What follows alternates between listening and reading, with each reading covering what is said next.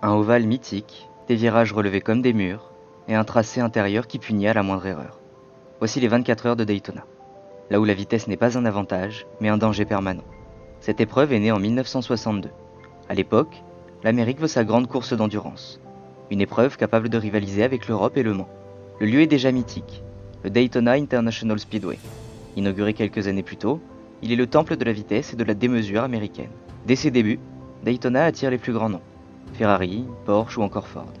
Tous viennent chercher la même chose, la victoire sur le sol américain. Ici, pendant 24 heures, rien ne s'arrête. Ni les moteurs, ni la pression, ni la fatigue qui s'accumule tour après tour. Les prototypes frôlent les 300 km/h, aspirés par les bankings avant de replonger dans l'infield étroit, piégeux et brutal. Une seconde d'inattention, un freinage trop tard et la course se termine. Quand la nuit tombe, Daytona change de visage. Les repères disparaissent, les phares deviennent les seuls guides, et les stands deviennent des refuges. C'est là que les vrais écarts se creusent.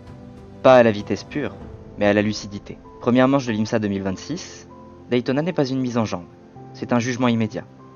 Au fil des décennies, Daytona est devenu bien plus qu'une course.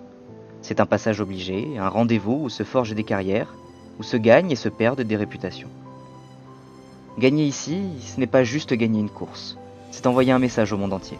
Porsche y a écrit certaines de ses plus grandes pages, des prototypes y sont devenus légendaires, des nuits y ont été interminables et certaines arrivées mythiques. Aujourd'hui encore, Daytona reste fidèle à son ADN. Un mélange unique de vitesse extrême et d'endurance pure. C'est une course où l'histoire continue de s'écrire chaque année pendant 24 heures.